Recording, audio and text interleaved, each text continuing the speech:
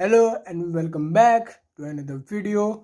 तो आज मैं आपके लिए लाया हूँ एसएसटी का एक टॉपिक रिसोर्स एंड डेवलपमेंट, जो कि है ज्योग्राफी का चैप्टर 1। तो मेरे किसी सब्सक्राइबर ने मुझसे बोला था कि मेरा एसएसटी एकदम क्लियर नहीं है, तो मैंने सोचा चलो उसकी हेल्प कर दी जाए। और आज मैं आपके लिए लाया हूँ ज्योग्राफी का चैप्टर 1 रिसोर्स एंड डेवलपमेंट। चलिए स्टार्ट करते हैं। अच्छा, तो ये होगा कि आप भी मेरे साथ बुक रीडिंग करते चलें, क्योंकि मुझे नहीं लगता कि अच्छे से आपको स्लाइड्स में दिख रहे होंगे एक एक लाइन। तो अगर आप भी मेरे साथ अपनी बुक्स खोले रहेंगे और मेरे साथ रीड करेंगे तो अच्छा रहेगा, क्योंकि मैं एक्सप्लेन करूँगा लाइन बाय लाइन, रीड भी करूँगा, एक्सप्लेन भी करूँगा। तो चलिए स्टार्ट करते हैं। Chapter name is resource and development. So what do you mean by resource? What is resource? Everything available in our environment which can be used to satisfy our needs, provided it is technologically accessible, economically feasible and culturally acceptable, can be termed as resource। मतलब कि कोई भी चीज़ जो हम लोग के environment में available है हमारे चारों तरफ, जो कि हमारे नीड्स को, हमारी ज़रूरतों को पूरा कर सके, और वो कि टेक्नोलॉजिकली एक्सेसिबल, मतलब कि उसको अपनी टेक्नोलॉजी से हम लोग एसेस कर सकें, और इकोनॉमिकली फिजिबल, ना ही ज़्यादा उसको एसेस करने में ज़्यादा कॉस्टली हो, और सबके पहुँच में, मतलब सबके लिए अफोर्डेबल हो, उसको कहते हैं हम लोग रिसोर्स। और कल्चरली एक्सेप्टेबल मीन्स कि बिना सोसाइटी को हार्म किए, या फिर सबके पास, सबके लिए अफोर्डेबल तो हो ही, और विदाउट डैमेजिंग द एनवायरनमेंट कह सकते हैं। Standard resource, the process of transformation of things available in our environment involves an interactive relationship between nature, technology, and institutions. Human beings interact with nature through technology and create institutions to accelerate their economic development. इस para में क्या है कि जो humans होते हैं वो nature से इंटरेक्ट, हम लोग रिसोर्स या फिर हम लोग अपनी ज़रूरतें कैसे पूरा करते हैं? नेचर की चीज़ों से। तो जो ह्यूमन बींग्स होते हैं वो अपनी टेक्नोलॉजी की मदद से नेचर की चीज़ों को यूटिलाइज करते हैं, और फिर अपने लिए, मतलब कि अपनी ज़रूरतों को पूरा करते हैं नेचर का यूटिलाइज करके अपनी टेक्नोलॉजी की मदद से। Next para, do you think that resources are free gifts of nature as is assumed by many? They are not. Resources are a function of human activities. Human beings themselves are essential components of resources. They transform material available in our environment into resources and use them. मतलब जो raw materials होते हैं, जैसे कि would हो गया, हम लोग पेड़ काटे, हम लोग नहीं, बेसिकली जिन लोगों को वुड की ज़रूरत है। अब वुड क्या अपना रॉ मटेरियल है, उसको टेक्नोलॉजी की मदद से टेबल बना दिए, चेयर बना दिए, अपनी जो भी नीड्स हैं उसके हिसाब से वुड का यूज़ कर लिए। तो वही हो गया wood as a raw material और using it as a resource to satisfy our needs. These resources can be classified in the following ways: on the basis of origin, biotic and abiotic; on the basis of exhaustibility, renewable and non-renewable; on the basis of ownership, individual, community, national and international; on the basis of status of development, potential, developed stock and reserves. Next page पे इन सब के बारे में हम लोग discuss करते हैं। तो अगर आप मेरे साथ बुक रीडिंग करते चलेंगे लाइन बाय लाइन, तो मैं एक्सप्लेन तो कर रहा हूँ तो अच्छे समझ में आएगा, ठीक है? चलो, types of resources on the basis of origin, biotic resources. These are obtained from biosphere and have life such as human beings, flora and fauna, fisheries, livestock, etc.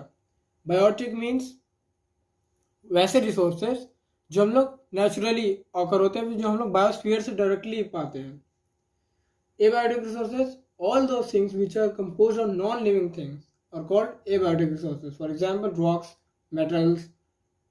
Abiotic resources जैसे rocks हो गए, metals हो गए, ये सब which comprises of non-living things. और biotic resources means the name itself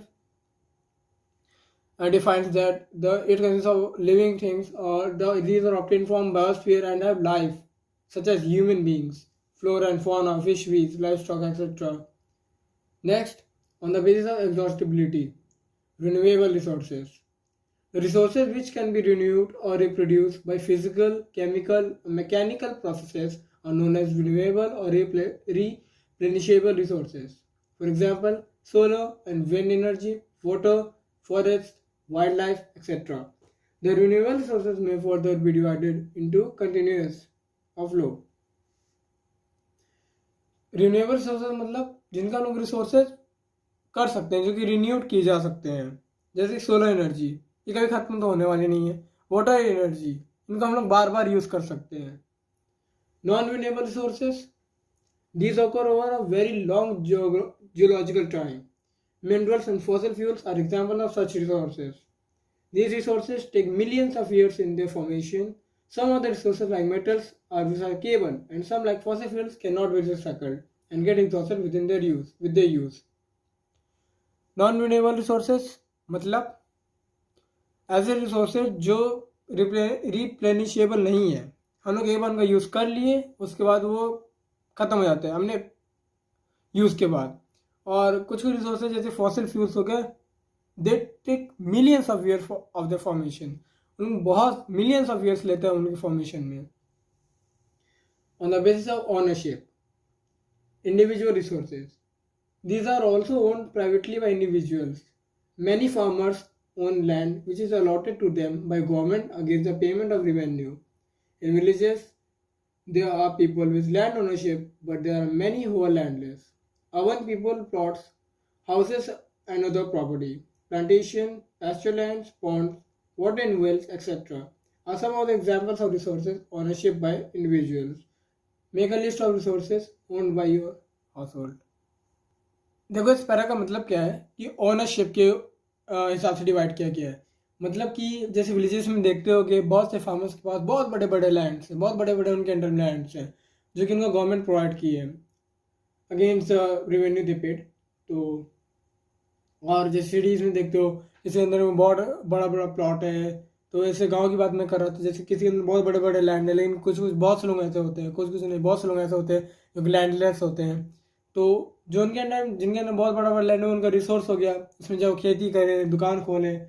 और जिस सिटीज़ की बात की जाए, अर्बन एरियाज़ की, तो किसी के अंदर जैसे पौंड पौंड की में मतलब कि एक तरह का एग्जांपल है जिसके अंदर बहुत बड़ा लैंड है, पौंड है, वाटर पैस्चर लैंड्स है, प्रॉपर्टी है बहुत बड़ी सी, किसी के अंदर कम प्रॉपर्टी है। तो on the basis of ownership मतलब इंडिविजुअल रिसोर्सेज, किसी के अंडर में कितना वो रिसोर्स है उसके हिसाब से, जैसे ऑनरशिप के हिसाब से डिवाइड किया गया है। Next is community own resources. These are resources which are accessible to all members of the community. Village commons, that is grazing grounds, burial grounds, village ponds, etc. Public parks, picnic spots, playgrounds in urban areas are de facto accessible to all people living there. Community owned resources मतलब कि एक वैसे resource जो कि community own कर रही है, जैसे कि सिटी होगी। सिटी का रिसोर्स क्या है, जैसे उसका पब्लिक पार्क है, वो उस सिटी का पब्लिक पार्क है, उसके अंडर में वो सिटी का मेंटेन कर रही है, उसका ओनरशिप, सिटी का ओनरशिप है, उसको कम्युनिटी का ओनरशिप है। पब्लिक पार्क हो गया। जैसे विलेजेस में क्या होगा, विलेज पॉन्ड है, विलेज का वेल है, विलेज वेल हो गया, वहाँ पे सारे विलेजर्स आ सकते हैं, पानी निकाल सकते हैं। ऐसे पब्लिक पार्क्स में कोई भी आ जा सकता है, कोई भी कहीं से भी आ सकता है, किसी एक पर्टिकुलर इंडिविजुअल का तो है नहीं कि हाँ परमिशन लेनी पड़ जाएगी। तो हो गए कम्युनिटी ओन रिसोर्सेज। और national resources, technically all the resources belong to the nation. The country has legal power to acquire even private property of public good for public good. You might have seen roads, canals, railways being constructed on fields owned by some individuals. Urban development authorities get empowered by the government to acquire land. All the minerals, water resources, forests, wildlife, land within the political boundaries and oceanic area up to 12 nautical miles, 22.2 kilometer, याद रखना ये, from the coast termed as territorial water and resources therein belong to the nation. National resources. अब national resource का मतलब होता है कि resources which belong to the nation that lie within the political boundaries and territorial water. मतलब कि हम लोग नेशन के अंदर रह रहे हैं, हमारे अंदर इतने अंदर ज़मीन है, तो हम लोग ये नेशन में रह रहे हैं, वो रिसोर्स भी एक तरह से नेशनल रिसोर्स ही है। गवर्नमेंट चाहे तो उस पर अपना कोई डेवलपमेंट प्लान हो उसका, तो गवर्नमेंट को वो लैंड हायर भी कर सकती है। तो एक तरह से बेसिकली हम लोग के रिसोर्सेज भी नेशनल रिसोर्सेज हैं। तो मतलब कि resources which belong to a nation, that lie within the political boundaries and territorial water are termed as national resources. And the extent is that is 12 nautical miles or 22.2 kilometers from the coast, termed as territorial water, and resources therein belong to the nation. Next is international resources. These are international institutions which regulate some nautical miles of the exclusive economic zone, belong to the open area, open ocean, and no individual country can utilize these without the concurrence of international institutions.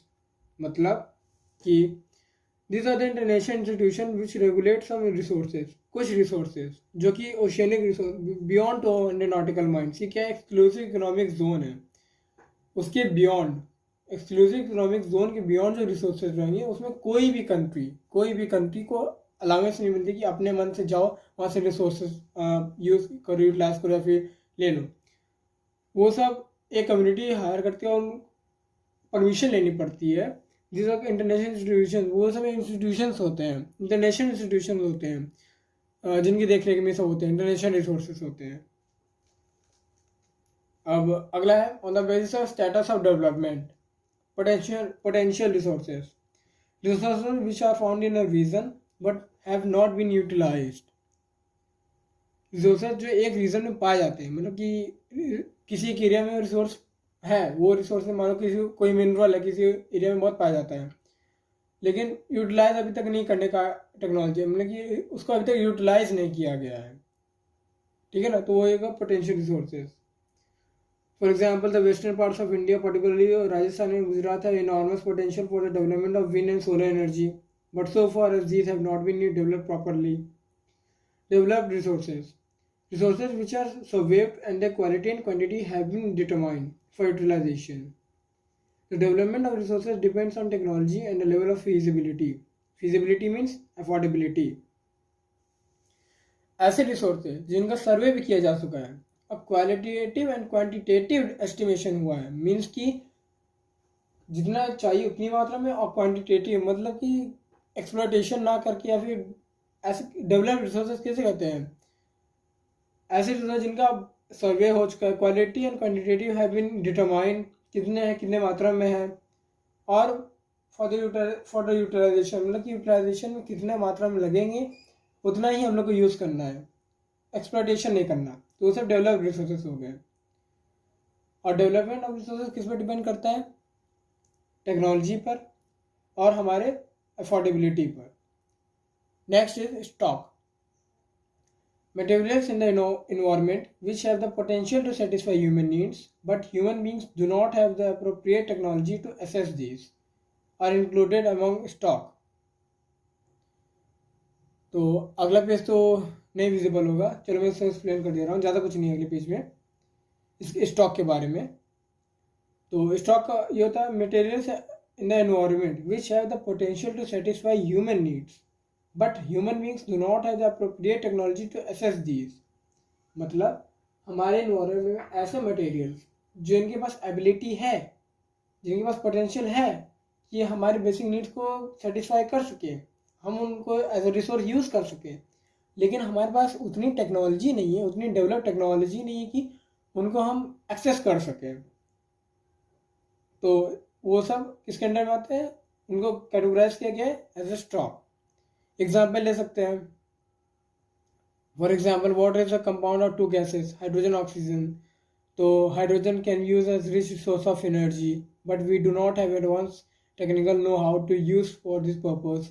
Technical know how means कि हम लोग के पास वैसी technology नहीं है, फिर हम लोग उतना उसके बारे में नहीं जानते हैं कि हाइड्रोजन को और कैसे कैसे हम लोग यूज़ कर सकते हैं। हाइड्रोजन के पास मे भी ऐसी क्वालिटीज़ हो या फिर हम लोग ऐसा टेक्नोलॉजी हम लोग के पास नहीं है जो हम लोग उसके बारे में उतना नहीं जान सके कि हम लोग और उसको और किस तरह से यूज़ कर सकते हैं।